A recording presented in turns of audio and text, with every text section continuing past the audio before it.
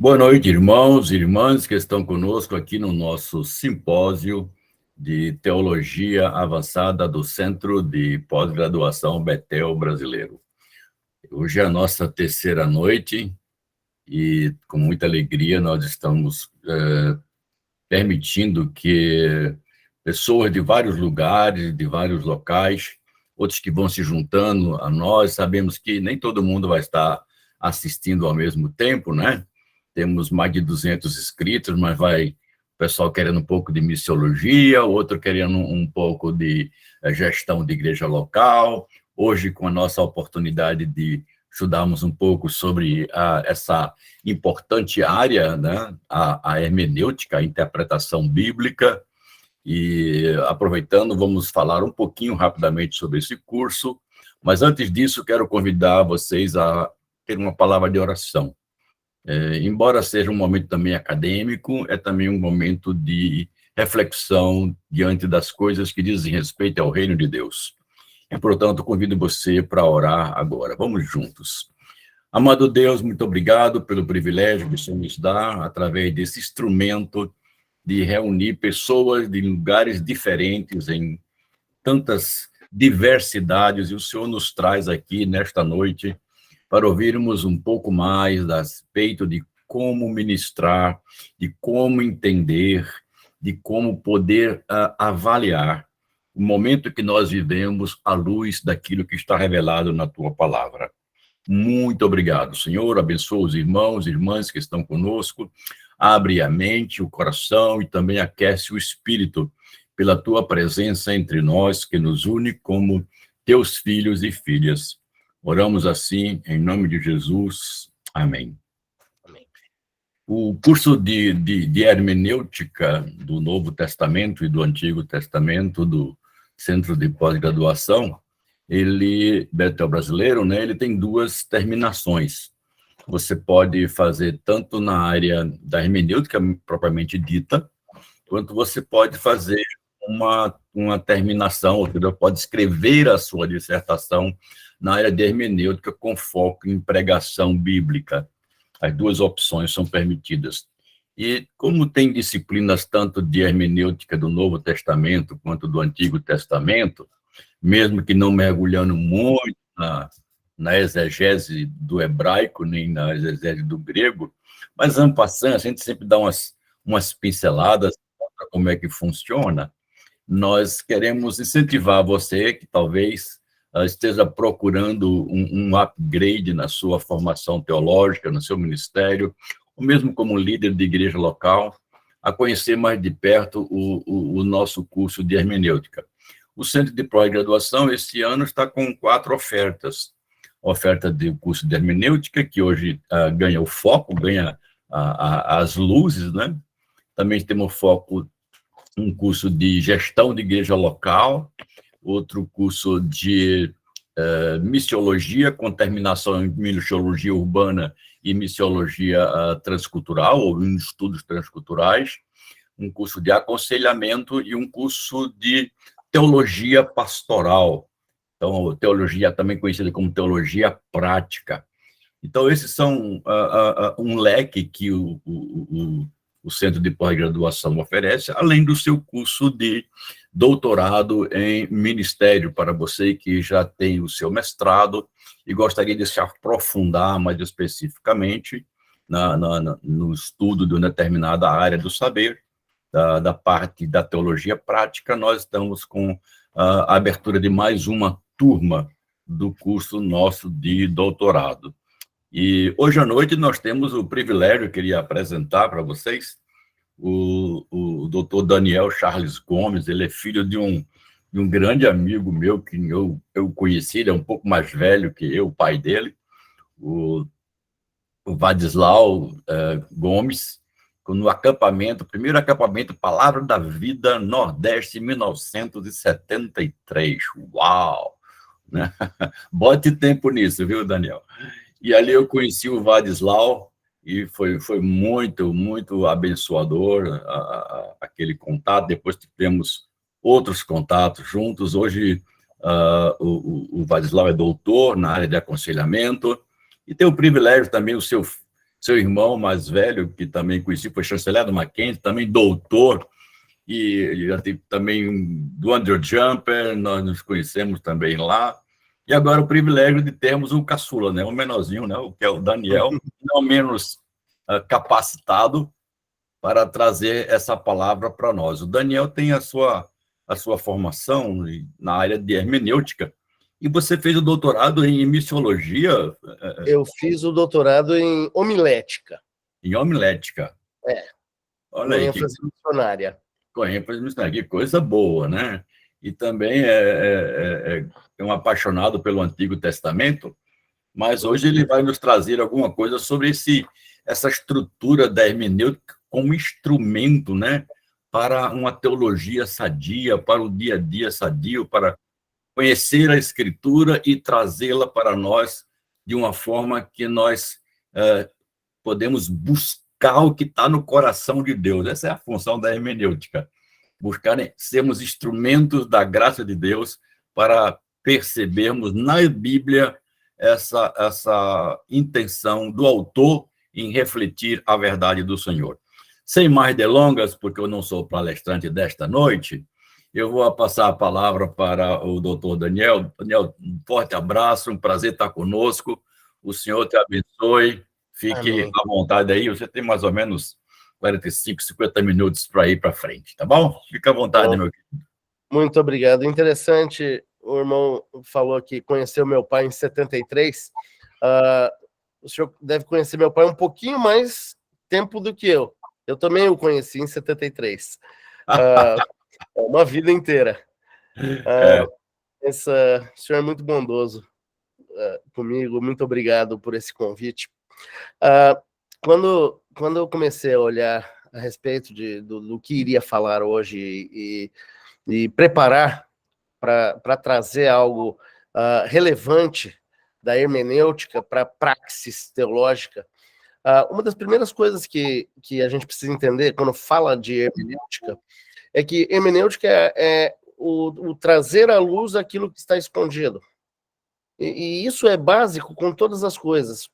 Eu gosto muito de música popular, e é um pecadinho à parte, mas uma das canções de uns 10, 15 anos aí, tem uma frase que fala: quem revelará o mistério que tem a fé?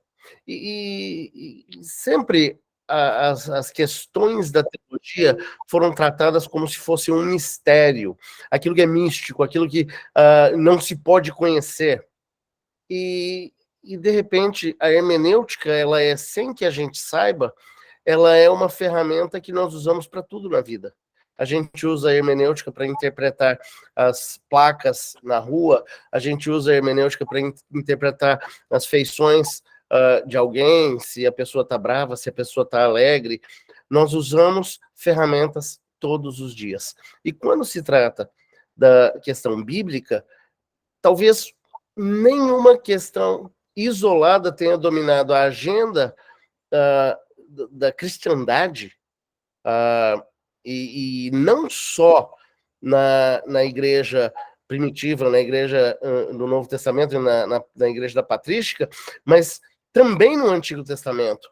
Talvez aquilo que seja o ponto mais dominador é a questão da hermenêutica, como interpretar os propósitos, a revelação de Deus. E já por seu termo, revelação, já indica que é algo que deve ser visto, que pode ser conhecido. E essa busca, esse ponto em comum em todas as coisas, interpretação, não ocorre apenas porque existem métodos diferentes, mas principalmente quando se trata da revelação de Deus, existem muitos fatores que entram aqui, que são fatores afetivos. E eles acabam, na prática, falando mais alto do que aquilo que foi revelado. Então, alguns anos atrás, uma jovem na minha igreja estava me falando sobre algo que aconteceu com ela, e eu disse: isso não é verdade, isso não aconteceu. E ela falou: na sua verdade talvez não tenha acontecido, mas na minha verdade aconteceu.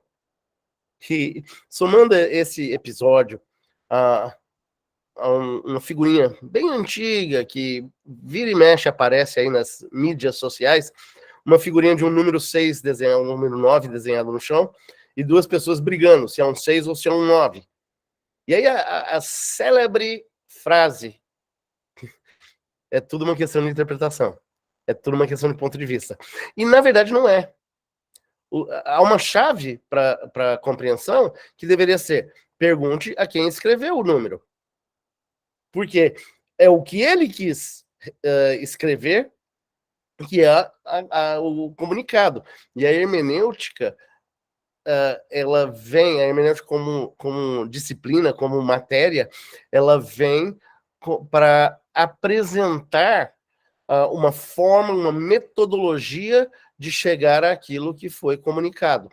Então, hoje, quando a gente fala sobre divisões, denominações, um grande amigo meu, certo ocorrido num estudo bíblico, uma criança perguntou para ele por que existiam tantas igrejas diferentes.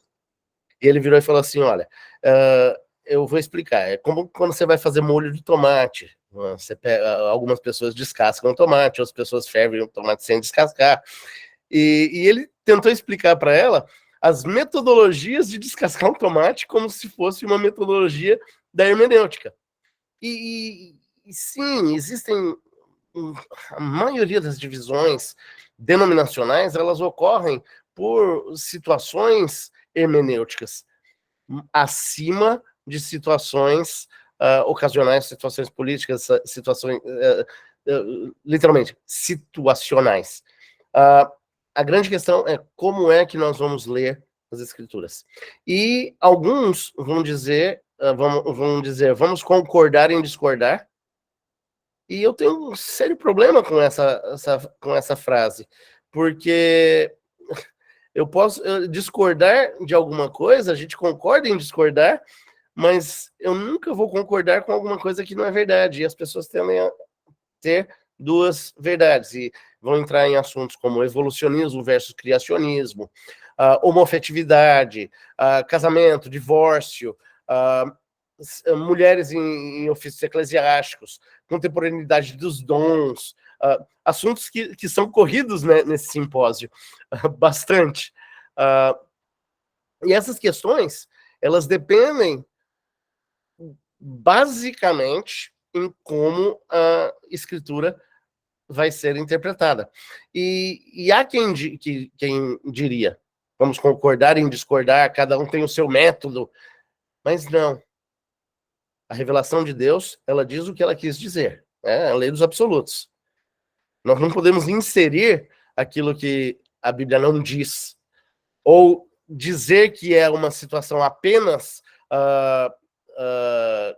cronológica, uma situação apenas quanto ao ambiente que foi escrito. Nós temos de entender algumas coisas.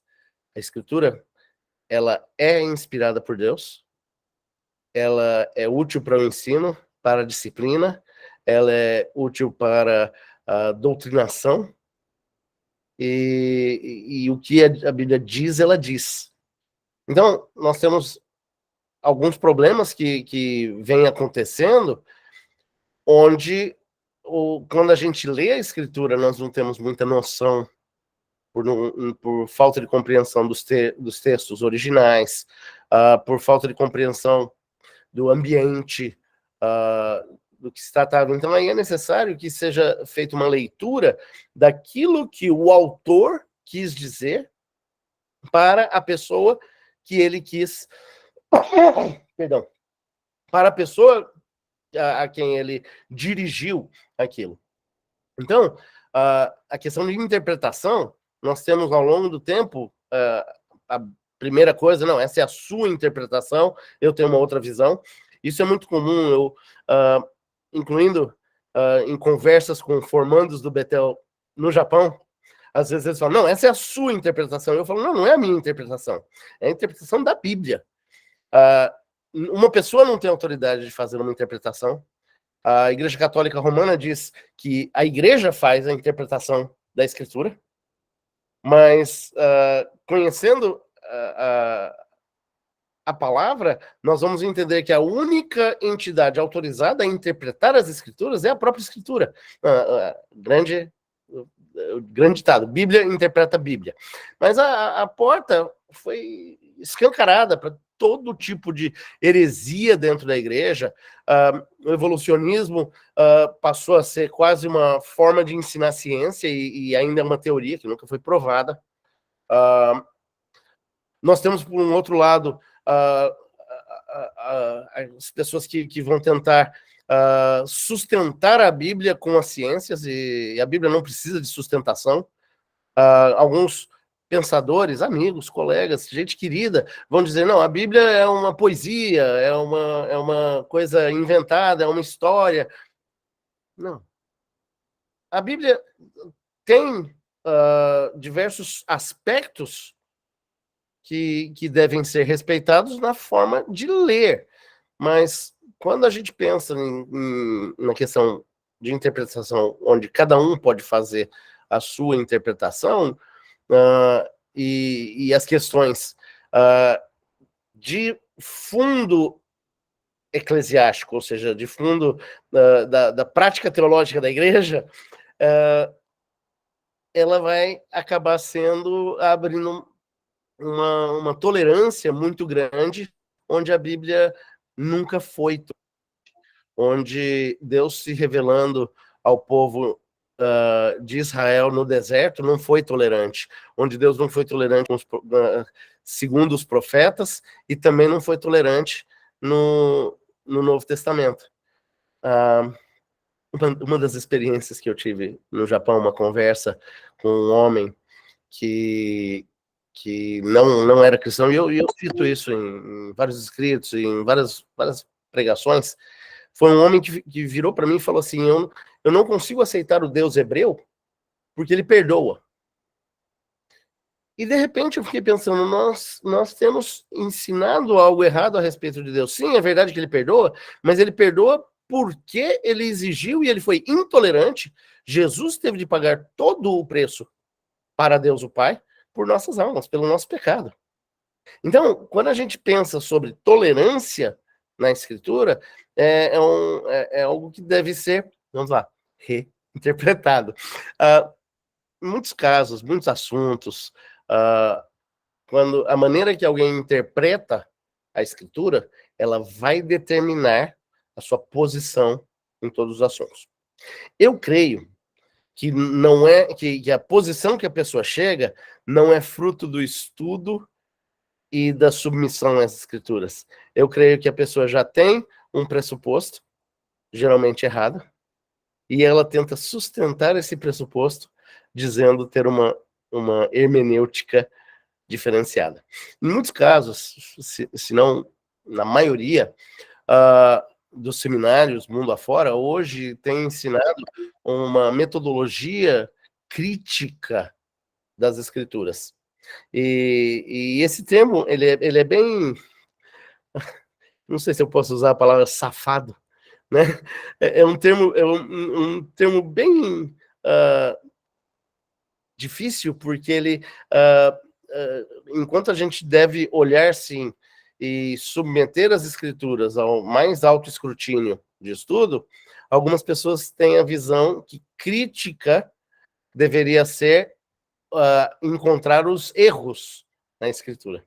E a maioria dos estudiosos modernistas vão acabar fazendo concessões,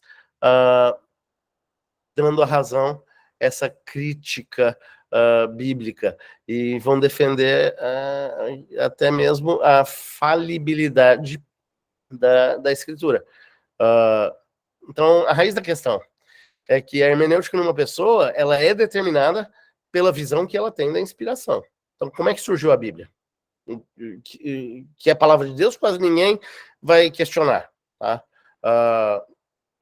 Quando alguém questiona se a Bíblia é palavra de Deus, eu acho que já deve pendurar a chuteira. Ele já está do lado oposto do campo. Que Deus usou homens para escrever a Escritura também é óbvio. E na própria Escritura diz isso. Mas quando surge a questão a respeito da relação entre a obra de Deus e o uso de homens ao escrever a escritura, aí é que tem muita discordância. Então, quanto maior o papel que é dado aos instrumentos humanos, mais confiança se deposita num argumento de crítica com as suas técnicas. Tá? Então, a gente não pode deixar de ter a impressão de que esse debate hermenêutico, em última análise, ele não é um debate sobre técnicas de hermenêutica, não se pode escapar da conclusão da doutrina da inspiração, que é o ponto em questão. Então, a gente é constantemente levado à convicção de que tudo o mais é dito e feito, a questão é espiritual. Então, os debates, embora eles girem em torno da questão acadêmica, sobre uma hermenêutica bíblica, sobre a verdade da inspiração, ele carrega em si implicações espirituais. Então, esse debate sobre hermenêutica, geralmente, vai ser um debate sobre a autoridade da escritura. E a dificuldade nossa em aceitar isso, às vezes a gente não vai pronunciar dizendo eu tenho um problema com aceitar isso que vem da revelação de Deus. Mas é o que a Bíblia diz. Então, é uma questão acadêmica, claro, mas quando alguém começa a falar sobre a autoridade da escritura, ele é confrontado com o fato de que as escrituras são diferentes de qualquer outro livro. A Bíblia não vem para nós para ser examinado, para ser verificado. Não é para nossa aprovação. Não apresenta um caso para ser examinado com base em evidências externas sobre se deve ou não ser acreditado. Não é um texto sobre filosofia da história, pontos de vista surpreendentes de como se explicar a história, ponto de vista que pode estar aberto a questionamento. É a palavra de Deus que vem ao homem. É aquele momento que diz, assim diz o Senhor. E ela carrega em si a autoridade do próprio Deus, Deus soberano, diante daquilo que os homens são obrigados a se curvar em humildade. Então, eu gosto muito de uma das primeiras frases que aprendi quando eu fui para o seminário. Eu tive que decorar isso porque o professor... o saudoso, o reverendo Adi Salum, ele exigia que a gente pusesse lá exatamente as palavras traduzidas, que é: a Bíblia tem o poder de trazer o inquiridor honesto a resposta verdadeira. De Berkhoff, né? Então, isso depende de uma questão de céu ou inferno, é uma questão espiritual, é uma questão básica que está em jogo. Se você se curva diante da autoridade de Deus, até certo ponto, questões hermenêuticas vão ser uma cortina de fumaça para cobrir uma questão mais básica.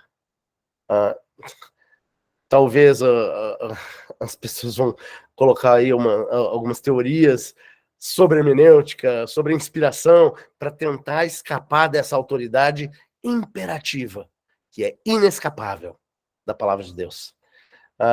Então, quando a gente vai falar sobre hermenêutica, é algo positivo, é algo que vai ter de defender de algumas visões do criticismo moderno. E quando eu falo a crítica moderna, para quem estuda teologia, já está acostumado aí a saber que é crítica das fontes, crítica do texto, crítica da forma, são várias coisas que estão...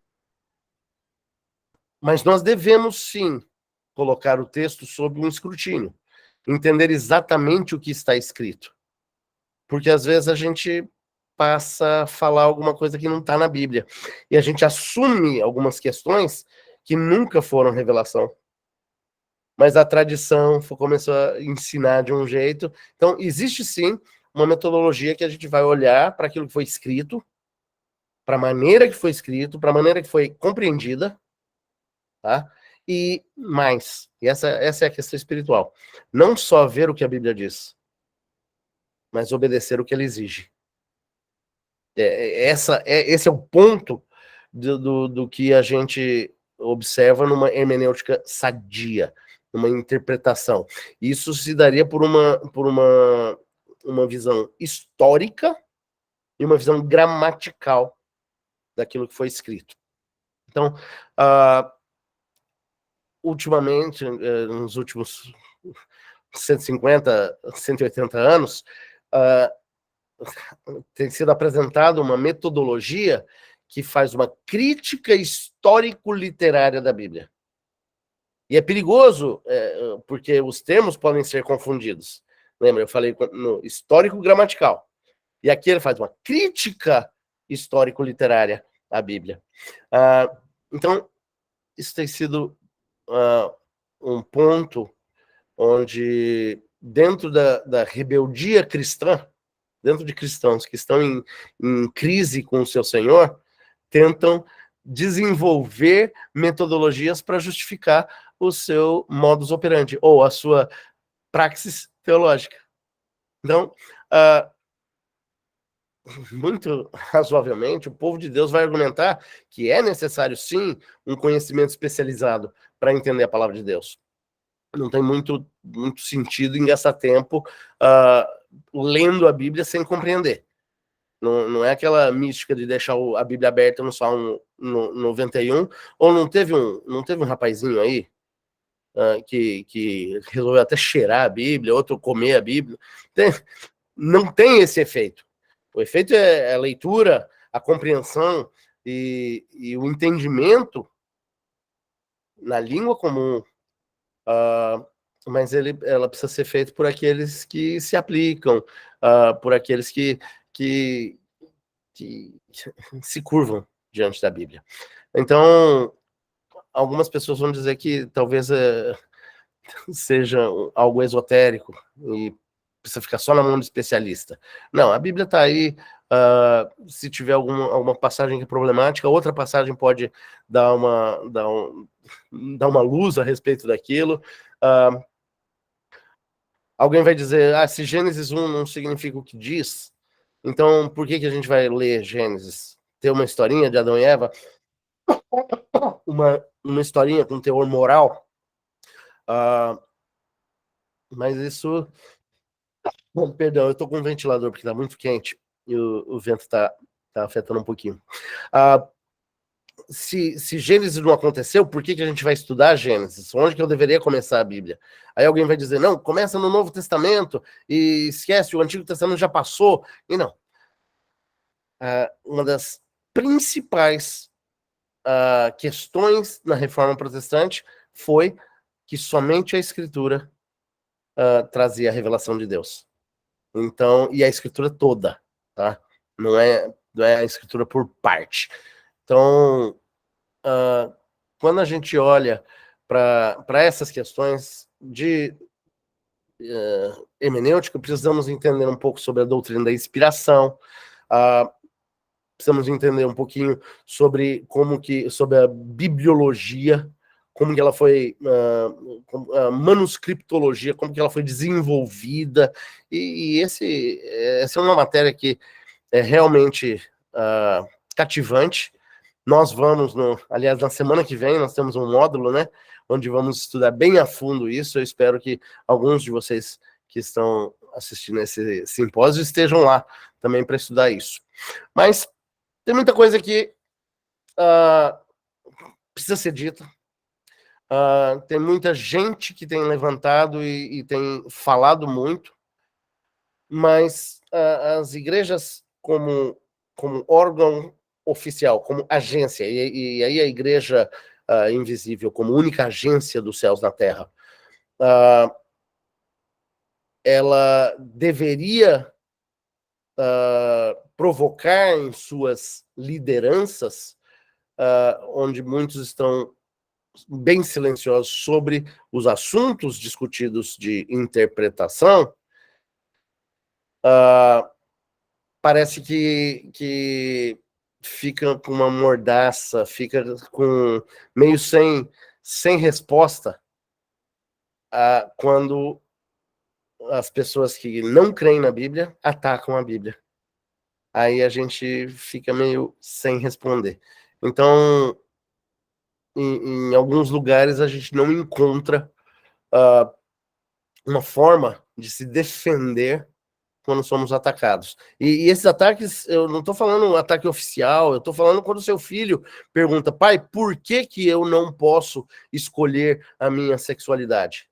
Ou quando a sua filha fala, pai, por que eu preciso, por que eu não posso falar uma coisa que não aconteceu e isso se tornar uma verdade? Quando várias questões vêm à nossa mente, nós não temos respostas em casa. Agora, a palavra de Deus, ela é lâmpada para os pés. Ela é luz para o caminho. Tá? Salmo 119, 105. Todo mundo tinha que ter isso decorado. É muito mais quando a gente fala sobre lâmpada. Lâmpada é alguma coisa que produz luz. E aí ele fala que ela é a luz. Essa luz é a mesma que lá em Gênesis foi criada, que foi apresentada, foi revelada. A luz do mundo que João fala que era o verbo. Então, palavra e luz são a mesma coisa. Ela é iluminação para o nosso caminho. Todo filho de Deus, desde que seja uma criança pequena, até que seja aí um decano idoso, um pai cansado, com muitas responsabilidades, um aluno, ou talvez alguém que esteja sendo aí perseguido ou na luta com doutrinas falsas e ataques, todo filho de Deus vai cantar que a palavra de Deus, ela é uma lâmpada e ela é uma luz para o nosso caminho. E isso aí vai ajudar a reduzir o nosso desespero. Mas deve ter uma confiança verdadeira, não só um mantra a ser repetido. Uma confiança verdadeira que aquilo que foi escrito pode ser descoberto. Aquilo que foi escrito, ela tem a autoridade em nossas vidas e o poder de Deus para a transformação da nossa alma. Então, a gente devia ser um pouco consolado quando, na busca pela palavra de Deus,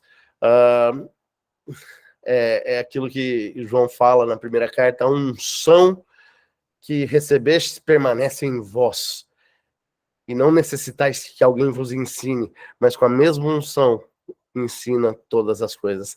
Então, a gente permanece em Cristo. Essa passagem está na primeira carta de João 2:27. Tá? Nós devemos ser persuadidos pela Escritura. A interpretação que fazemos, ela é uma.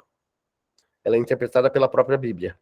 É uma questão absoluta. E eu sei que, denominacionalmente, nós vamos ter questões que ainda estão abertas. Por exemplo, que cor que era o cavalo de Paulo quando ele caiu no caminho para Damasco? A Bíblia não diz. Nós temos que... Vamos lá, eu falei isso brincando, mas a questão, por exemplo, o espinho na carne de Paulo.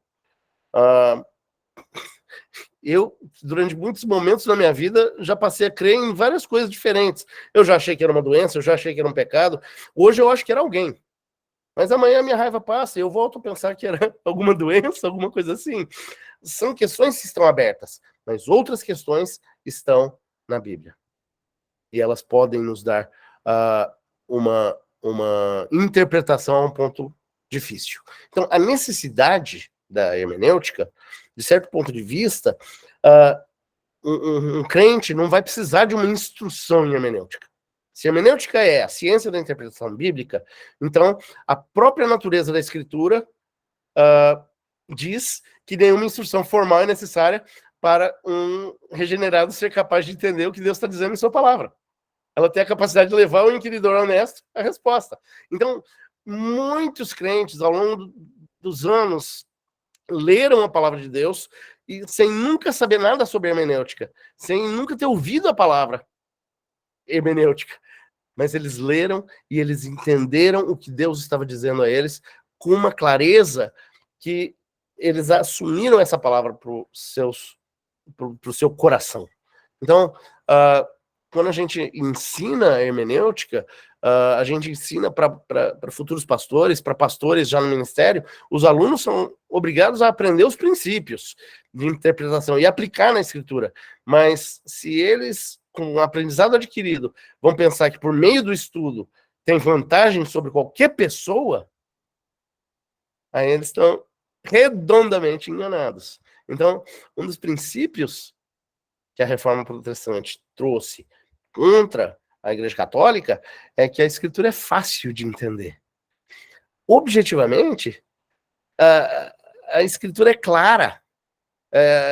Ela pode ser compreendida por qualquer pessoa que saiba ler, mas subjetivamente, a verdade do sacerdócio de todos os crentes significa que todo o povo de Deus tem esse espírito da verdade nos seus corações para conduzi-los a toda a verdade. Então, qualquer filho de Deus é capaz de entender a palavra de Deus. Não importa a idade, educação ou posição na vida. Tá? Ele pode saber o que o Espírito diz à igreja. E não precisa de ninguém que ninguém lhe diga numa sala formal os princípios da hermenêutica. Mas tem vários. Por que então a gente vai precisar falar de hermenêutica? Para que fica bem claro de que a pessoa que é guiada pelo Espírito de Deus instintivamente, intuitivamente, sem perceber, vai aprender o que a Escritura ensina. Então, se você perguntar o que significa determinada passagem, ele pode dizer o que significa. Se você continuar com o assunto e perguntar como é que ele pode entender a Bíblia, quais os princípios de hermenêutica que ele aplicou ao estudo, ele geralmente não vai ser capaz de falar. Então, a Bíblia é desse ponto de vista como qualquer outro livro. Tá? Se pode ler qualquer outra coisa escrita na língua que ele lê e fala, ele pode ler a Bíblia. E se ele consegue entender o que está sendo transmitido pela língua que usa, então ele pode entender o que a Bíblia diz. Tá? O que a Bíblia quer dizer e o que ela diz, o que ela exige. O significado literal da palavra de Deus é o correto. Então, a Escritura não é inesgotável em sua verdade, tá? Mas as pessoas são. Então, quando a gente olha para a Escritura de uma forma superficial e desprovida de conteúdo, existe uma perspicuidade que é parte da maravilha daquilo que é apresentado como Escritura. E isso é fácil a gente ilustrar se olharmos lá para Lucas 2,7, né? Que diz: deu à luz a seu filho primogênito, envolveu em faixas e deitou numa manjedoura, porque não havia lugar para eles na estalagem. Então, uma criança pequena é capaz de entender essa passagem e ter na cabeça dele aquela compreensão do que é uma estalagem numa manjedoura. E é muito mais forte do que qualquer teólogo jamais foi capaz de dizer, do que quando a gente lê o historiador Lucas dizendo: deu à luz ao seu filho, enrolou nas faixas. Não é fácil. A Bíblia diz o que ela quer dizer. Está escrito. Não precisa tentar descobrir alguma coisa assim, assado. Mas por que a gente faz isso? Por que precisa dessa interpretação? Porque o que a hermenêutica faz é cristalizar, ela é sistematizar e ela é articular os princípios que são intuitivos para todo filho de Deus. Então, quando o cliente ouve, talvez pela primeira vez, que princípio de hermenêutica ele usou? Será que ele vai dizer: eu sabia disso sempre, eu sempre soube disso? Meus filhos, quando eram pequenos, eu acho que até quando o Dr. Sérgio foi lá no Japão visitar, eles brincavam com ele: você não sabia? Quando eles até descobriam uma coisa nova. Às vezes a gente dá uma lida no texto e de repente é como se brilhasse uma luz, mas é porque a própria Escritura, ela esclarece, ela traz a consciência daquilo que sempre foi assumido. A hermenêutica não tem nada novo a dizer, não tem nada novo a comunicar, não é um insight para dar informação. E isso causa novamente um pouco de humilhação, enquanto alguns vão encher o peito para dizer: eu sou teólogo. Gente, eu não tenho coragem de me chamar de teólogo. Apesar de todos sermos teólogos, todos nós temos uma lógica a respeito de Deus, tem gente que se enche, e eu acho que é humilhante por conhecer mais as ferramentas de interpretação, como deveria ser. o domínio da hermenêutica não dá uma posição superior ao homem de Deus. Ele dá uma posição de humildade. Não dá uma compreensão da Escritura que alguém não possa entender pela leitura diligente da palavra. Não separa uma classe da outra, não separa pastor de membro. Eu detesto o termo quando falam, não, mas você é leigo no assunto. Não tem. Se você é crente, você deveria ter uma compreensão do Espírito Santo a respeito. Embora a exposição bíblica, e esse é um assunto onde a exposição bíblica ela deve ser feita por pessoas que são ministros da palavra de Deus, a exposição no culto, no dia do sabá, no dia do domingo. Não existe uma diferenciação onde alguém ofereça sacrifício em lugar do outro. Então, se alguém pensa desse jeito, talvez essa pessoa não pertencesse a um púlpito. Essa é uma arrogância que não dá para a pessoa nem ser professor de escola dominical, porque ele vai se sentir muito orgulhoso disso. Mas todo ministro da palavra, todo ministro dos sacramentos, mesmo que tenha obtido a nota máxima no curso de hermenêutica, precisa de ouvir o que o povo de Deus diz quando fala a respeito do próprio entendimento da palavra. Então, isso vai deixar eles com algo muito importante para refletir em suas vidas e tudo mais. A Escritura, ela é um objeto de imensa atividade intelectual. Não confundam, eu não estou dizendo que... eu disse uma vez que eu não queria estudar muito quando eu era pequeno. Quer dizer, quando eu era criança, pequeno eu ainda sou. Mas meu pai perguntou o que eu queria ser quando crescer, e eu falei, para ensinar caipira o que eu já sei basta. E essa é uma frase que estava conversando esses dias com meu irmão, e ele falou, num certo sentido, para ensinar caipira, o que a gente sabe basta. Mas o trabalho de pesquisa na Bíblia, o trabalho que o pastor faz, que o ministro faz, o trabalho exegético, naquela torre de marfim do seu escritório, e o trabalho de explicar a Escritura é uma atividade intelectual, não é, mas não é algo reservado só para uma pessoa, é reservado para o cristão, para o povo de Deus, para ver o que o povo de Deus fala sobre a palavra de Deus, o que significou para eles na sua vida e no chamado, o que o Espírito selou da verdade dos seus corações, naqueles momentos mais sofridos da vida. Então, o crente sabe de uma maneira ou de outra o que é que a Bíblia está dizendo, o que Deus diz a respeito da salvação. Quando a gente fala sobre a prática, a praxis teológica, a gente precisa ter algumas compreensões. Eu, alguns anos atrás, estava caminhando com um recém-formando de teologia. Eu até contei essa história para o reverendo Sérgio, já quando estava no Japão, e eu estava falando para ele sobre uma experiência na minha vida, e quando foi que eu descobri que Wellhausen estava errado. E esse camarada tinha se formado em teologia, não vou citar o seminário, alma, e ele não sabia quem era Wellhausen. Aí eu virei e falei assim, JDP, ele falou, o que é isso? Eu falei, cara, você é formado em teologia? Eu questiono, mas, vamos lá. Quando a gente fala sobre hermenêutica, a gente precisa entender algumas questões onde recebemos alguns ataques na hermenêutica. Então a gente tem que dizer algumas das coisas que foram propostas na disciplina de hermenêutica, pelo menos para ajudar a ver o que fizeram para destruir qualquer interpretação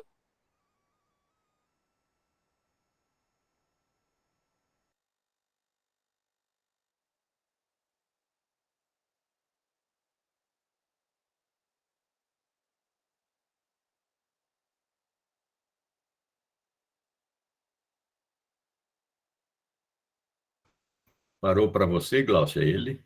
Parou, a internet dele, voltou. Voltei.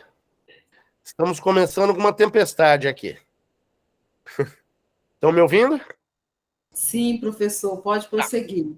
Então, geralmente, essas questões todas, elas são empacotadas numa coisa só que é chamada de alta crítica, tá?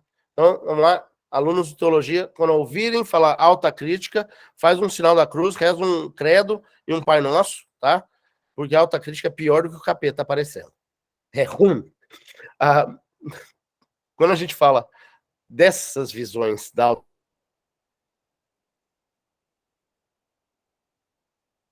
e a filosofia moderna que começando ali com Descartes, que era um racionalista, que ele apelou para a mente humana como um padrão da verdade, tá? Então ela coloca a escritura bíblica debaixo da mente humana. Em reação à filosofia da síntese dos escolásticos, tá? Faz uma distinção aqui histórica entre filosofia e teologia, tá? Filosofia é um domínio da razão, teologia é o domínio da fé. Schaeffer diz que são dois andares, um andar aqui de baixo, real, e um andar lá de cima, etéreo, algo inatingível, tá? Então, a filosofia respondia a questões mais básicas do universo, era o domínio da razão, vai falar sobre o homem, sobre a capacidade de conhecer, e a teologia pega e extrai todo o seu material da Bíblia. Então, os primeiros filósofos, no período moderno, mantiveram, tá, pelo menos externamente, uma ortodoxia e filosofaram numa área totalmente separada da teologia. Então, eles se apegaram a dois corpos de verdade. Um adquirido pela razão, enquanto sondava os mistérios do universo, e o outro adquirido por meio do estudo da Escritura. E esperava que os dois nunca entrassem em conflito. E onde, de fato, a filosofia pudesse servir como um baluarte para a teologia, um fundamento para a fé. Tá? Algo que justificasse racionalmente a verdade bíblica. Mas o conflito entre esses dois, no começo, parecia que não incomodava muito. Mas não dava para continuar. Essa divisão é falsa no conhecimento. As questões da filosofia diziam respeito às coisas mais últimas, envolvendo necessariamente as questões teológicas. Então, as conclusões estavam num conflito. Então, quando os filósofos começaram a voltar a atenção para a questão teológica, o ponto de vista, a perspectiva, a abordagem era de razão, porque os filósofos estavam comprometidos com uma autonomia da razão humana. Tá? E aí, não importa se fosse filósofo racionalista do continente, né, da Europa, ou se fosse os empiristas da Inglaterra, a razão era o critério da verdade. Então, aquilo que satisfizesse os padrões da razão humana que poderiam ser aceitos. E aquilo lá meio que falhou no teste da razão do homem. Tá? E era inevitável, à medida que faziam esforços para harmonizar a teologia com a filosofia, que os filósofos voltassem a atenção para a escritura e para a doutrina, como eu falei no começo. Então, a parte triste aí é que na igreja hoje, em diversas das denominações, em diversas das igrejas locais, esses pontos de vista foram prontamente aceitos, tá? A influência do racionalismo, ele é um golpe fulminante, fulminante não, mas muito forte para a igreja, em parte porque o racionalismo professava a ortodoxia em questões de fé. E porque a própria igreja tinha entrado num período de ortodoxia morta no final do século XVII e XVIII, que se tornou vulnerável ao racionalismo. Então, nós temos ideias aí como o deísmo, né? Que basicamente é Deus fez o mundo, deu corda e foi embora, né? Então, Deus não interage mais com o universo. Tá bom que foi criado por Deus, mas não está mais aí. Deus não intervém nas coisas e tudo é muito racional. Se isso ao meu ver, exclui totalmente o nosso relacionamento com Deus. Mas a precisão da Escritura, principalmente nos fatos históricos, nos milagres, eram incompatíveis com a suposição de que Deus não interage mais. Tá? Então, não é difícil ver que existe um pensamento que ele vem que a criação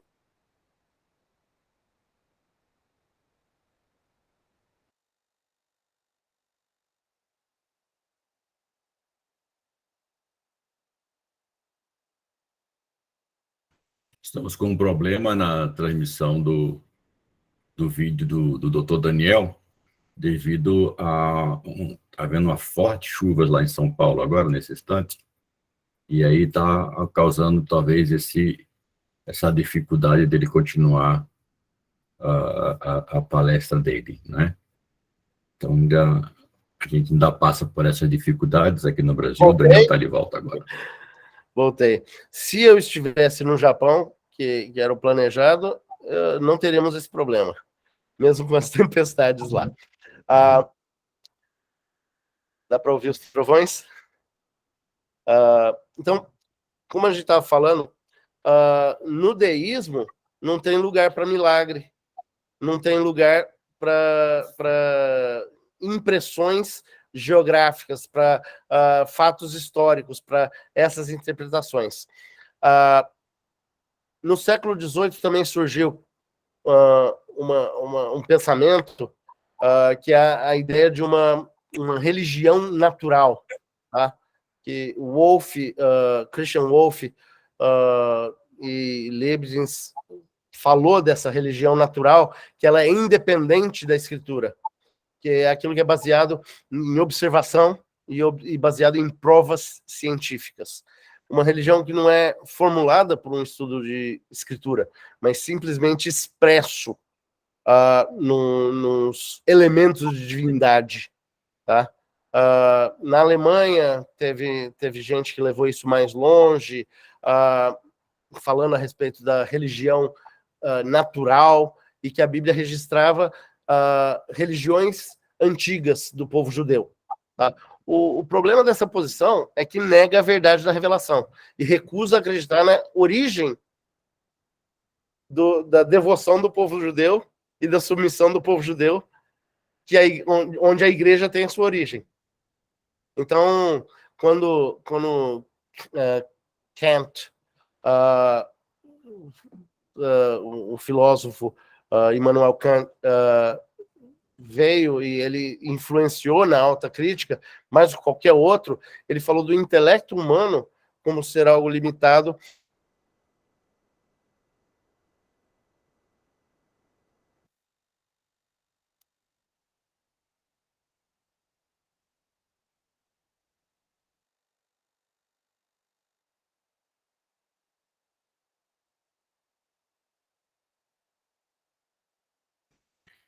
Um pouquinho de paciência, irmãos, essa internet brasileira, né?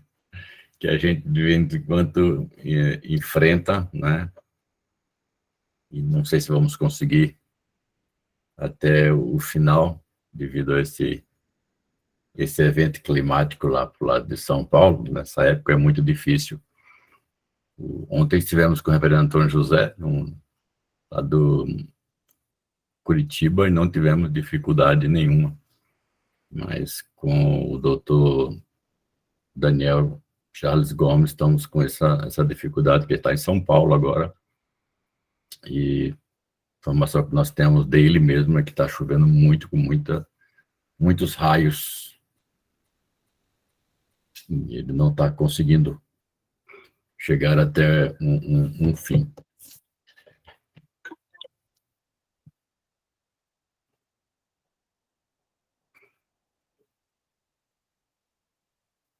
Acho que ele saiu, vai ter que entrar novamente. Novamente. Vou deixar gravando, que se ele não conseguir, para ele conseguir fazer o fecho, né?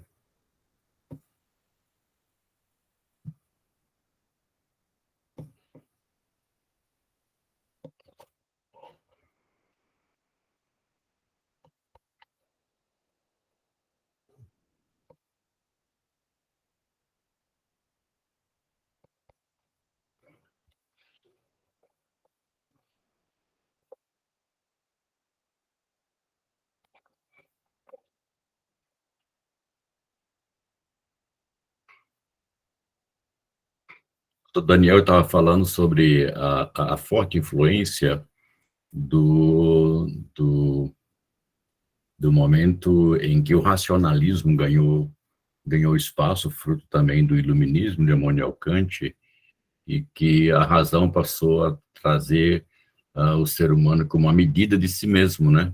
Então, aquilo que eu posso entender, eu creio; o que eu não posso entender, eu rejeito. E ele estava falando como isso veio influenciando e chegando para nós de várias maneiras, que hoje passa a ser um conceito de que se eu entendo, aceito; se eu não entendo, eu rejeito. E isso aí é que tem marcado muitas coisas na linha da interpretação das Escrituras. Hoje, quando eu chego para a Bíblia querendo entender e querendo totalmente fazer com que aqueles ensinamentos eles caibam na minha capacidade de raciocinar. E aí é que está a dificuldade hermenêutica. Também devemos levar em consideração outro aspecto dentro desse bojo que ele vinha levantando, o aspecto que nós também devemos parar para pensar, que são das traduções, e que não devemos deixar de levar em consideração que a tradução é uma interpretação. Afinal de contas, estamos diante de um texto bíblico que está escrito em pelo menos 3 línguas, o hebraico, o aramaico e o grego, né? E um maior volume em hebraico e em grego. E quando eu vou fazer as nossas traduções para as línguas, a gente faz interpretação do texto original. Então, você tem na sua mão, quando você lê em português, isso é uma tradução, e você encontra diversas traduções no Brasil. Somos muito ricos em traduções, e investimento muito forte de muitas pessoas.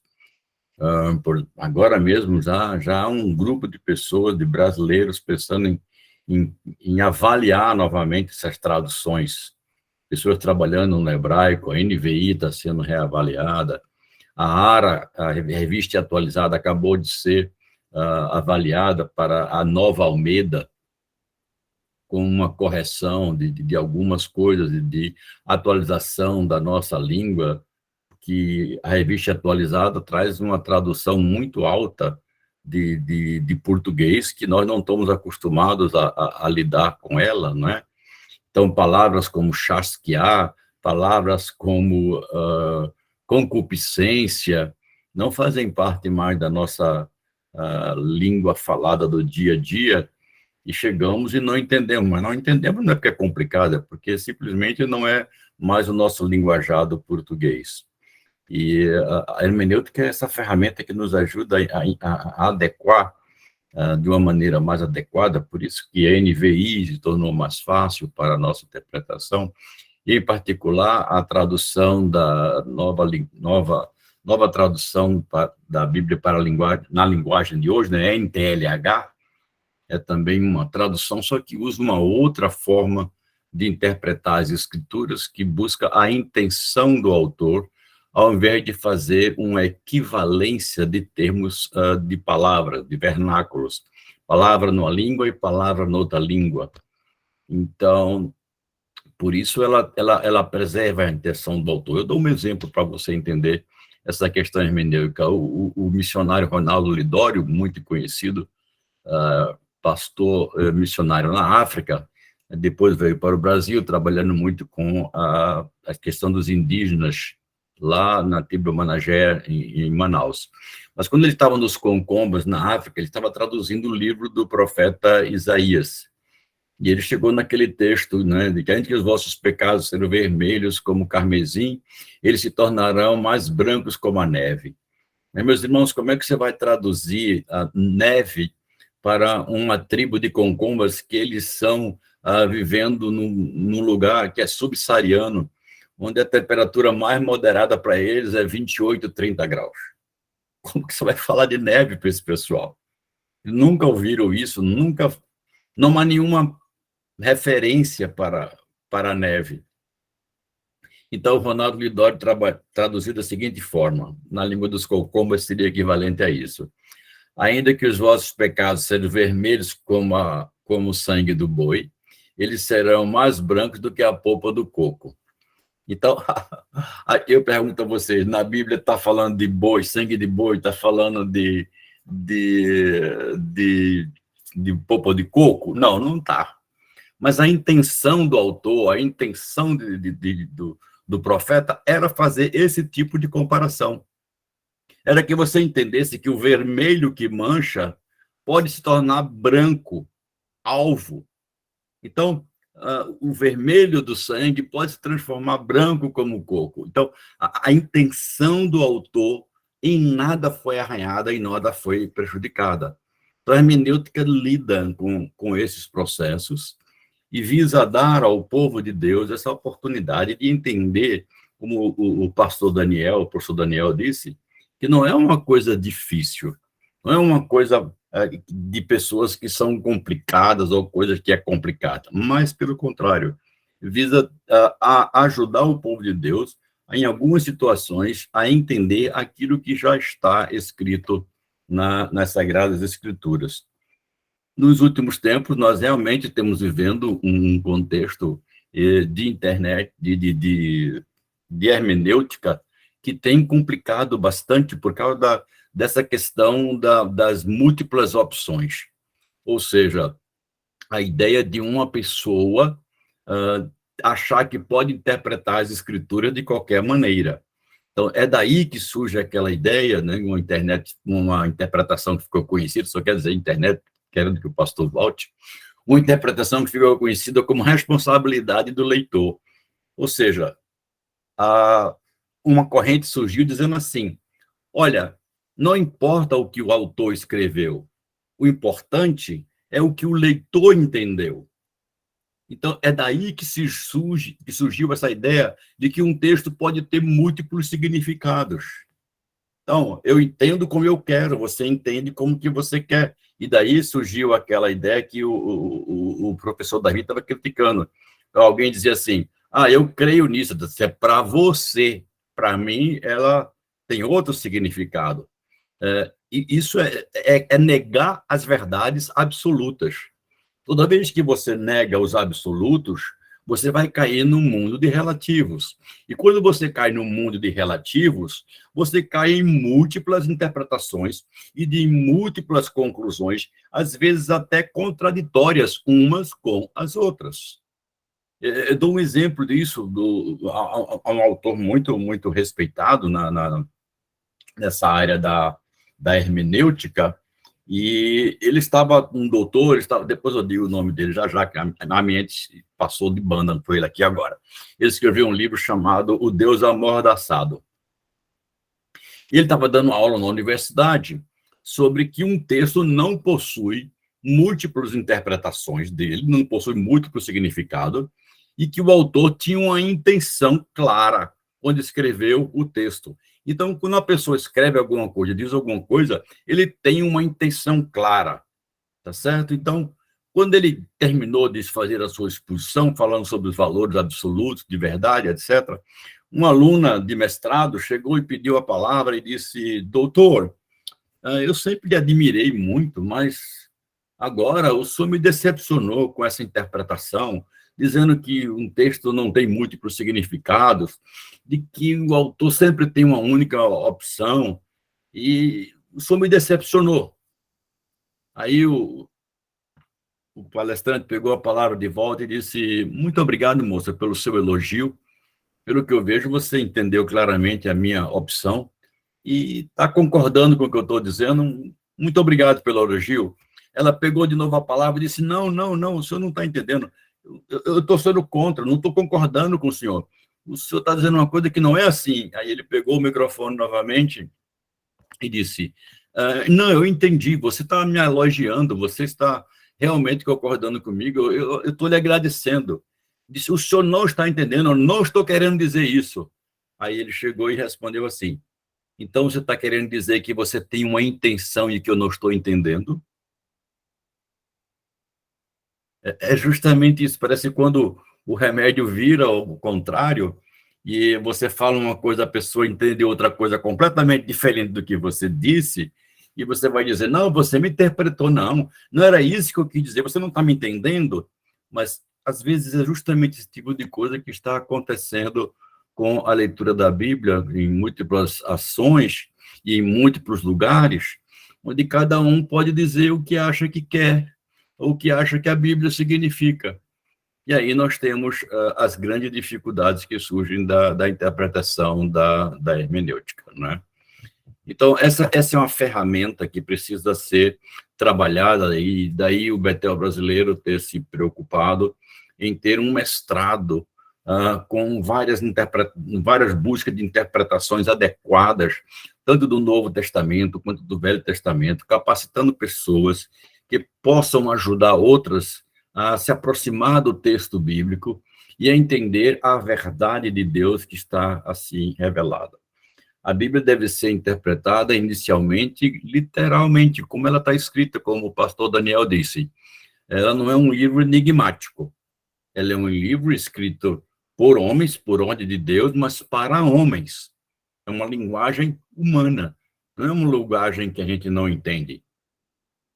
Então, é nesse aspecto que vale a pena a gente parar e estudar um pouco o princípio bíblico que Deus nos deu e este método que é chamado histórico-gramatical, ou seja, olhe a gramática e olhe o contexto histórico em que aquilo foi dado. Isso é uma coisa que, às vezes, as pessoas não prestam atenção quando estão fazendo a interpretação bíblica. E a importância de que nós queremos hoje olharmos essa questão histórica, porque, às vezes, fazem a mistura, o que a gente chama de fusão de horizontes. Isso é perigoso. Quando você pega o seu conhecimento e leva lá para trás, achando que aquelas pessoas tinham a mesma coisa que você tem. E aí você mistura o tempo de hoje com o tempo antigo e não consegue entender adequadamente, ou chega a uma conclusão inadequada. Por exemplo, há no Antigo Testamento a ordem para quando o homem for para a guerra, ele levar uma pazinha amarrada na sua cintura. Alguém sabe por que é isso? Simples. Naquela época não tinha sanitário público, não, meu amigo. Então, isso é para enterrar os dejetos humanos. Era uma regra de saúde. Se eu não entendo essa questão histórica, eu posso dizer, bom, isso é Deus se preocupando com o esgoto, é Deus se preocupando com o que a gente faz para manter a saúde do ser humano. Por isso que aquilo estava lá. Então, a gente tem que começar a entender esses aspectos, e aí é importante conhecermos o fato histórico.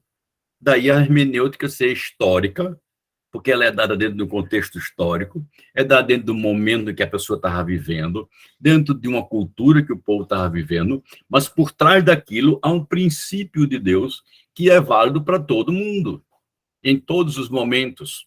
E é por isso que dizemos que os princípios de Deus são supraculturais. Bom, a aula não era minha, não.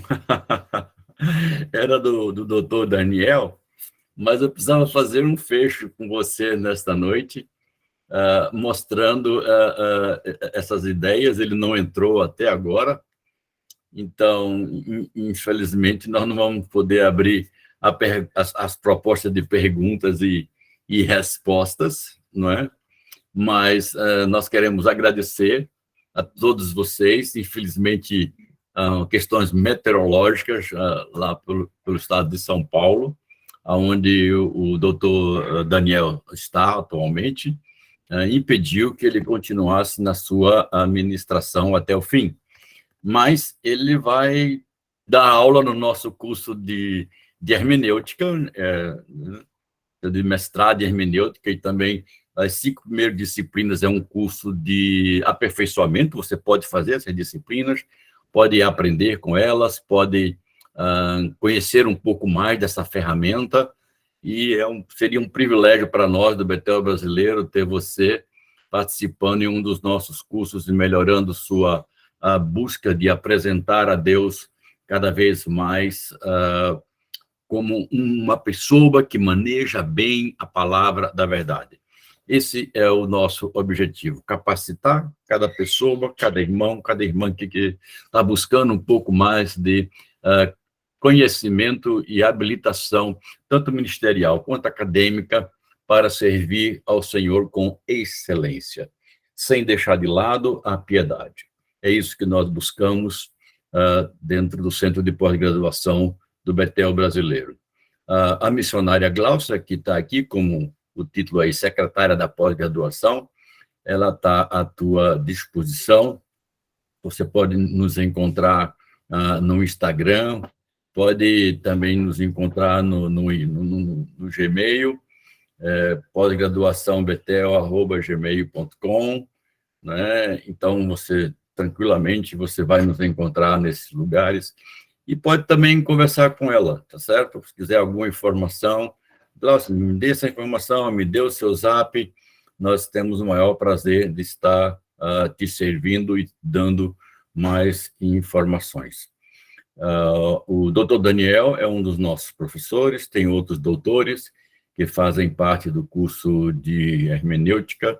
Eu também ensino nesse curso, mas a minha disciplina é outra, e que o privilégio é nosso de poder tê-lo como aluno. Incentivo a continuar o seu progresso na sua escalada de busca e servir ao Senhor com alegria.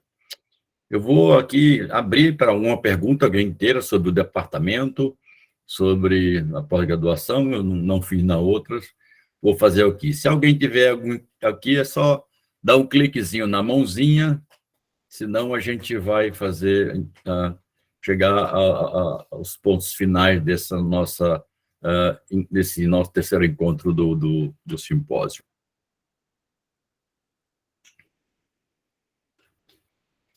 Cláudio Honor, vamos lá.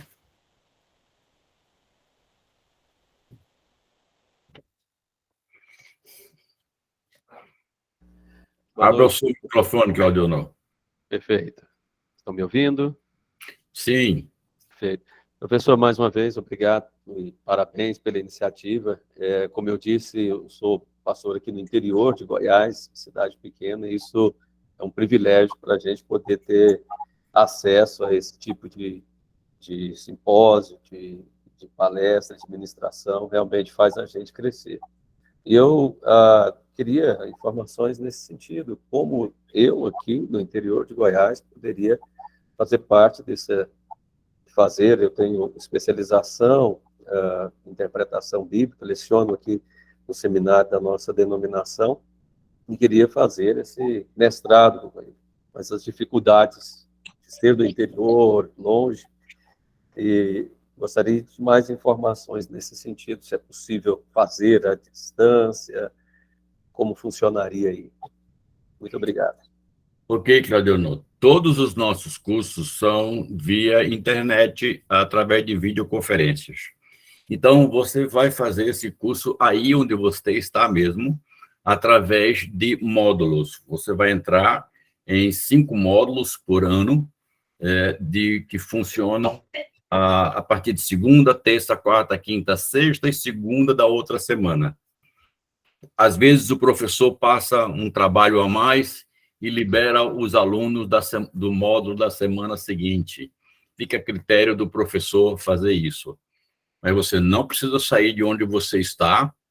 Então, só depois você entra em contato com a Glaucia, quando o pessoal terminar aqui, se você quiser ficar aqui, passar as informações para ela, e ela já te manda aí as informações. Acho que você talvez tenha os dados dele na inscrição, Glaucia, e já você anota e já manda para ele as informações do curso de hermenêutica. Okay. Tá bom, meu irmão?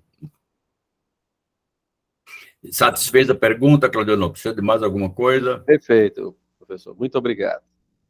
Um outro irmão levantou a mão, eu não vi quem foi, mas pode abrir o microfone e falar. O irmão Ederbal, foi ele quem levantou a mão. Pastor Ederbal. Obrigado, Guilherme.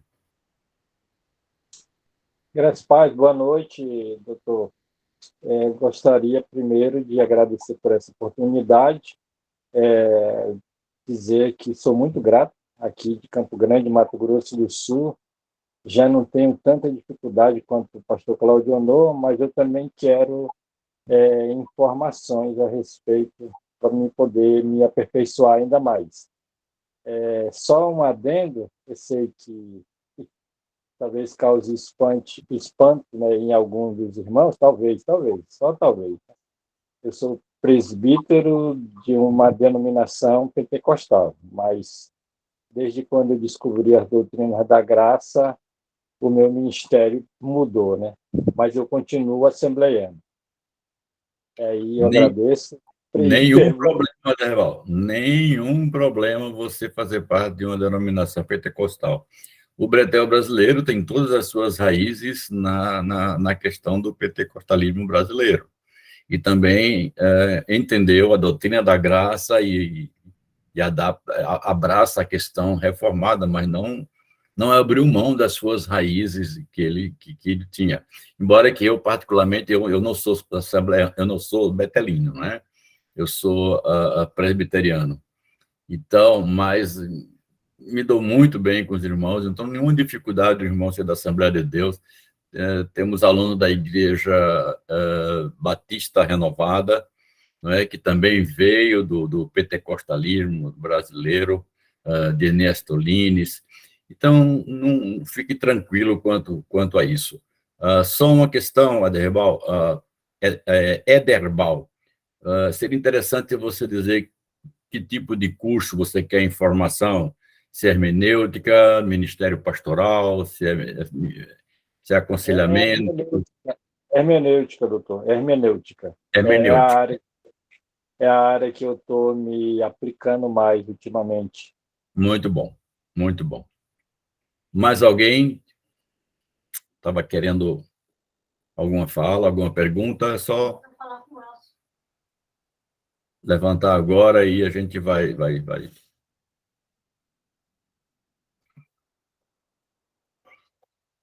Não mais, então nós vamos orar nesse instante, agradecer a Deus por esses períodos que estivemos juntos, né, irmãos? Bondoso Deus, Pai do nosso Senhor Jesus Cristo, nosso Deus, nosso Senhor. Muito obrigado por esses momentos na tua presença, pela tua graça, por esses instantes. E o Senhor não permitiu que fôssemos até o final com o doutor Daniel. O Senhor sabe o porquê, o Senhor sabe as razões.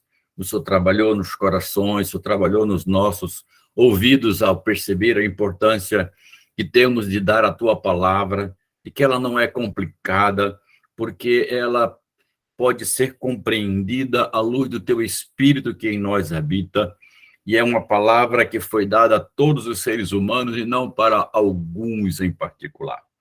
Obrigado por esta noite, por esses irmãos e irmãs que estiveram juntos aqui agora.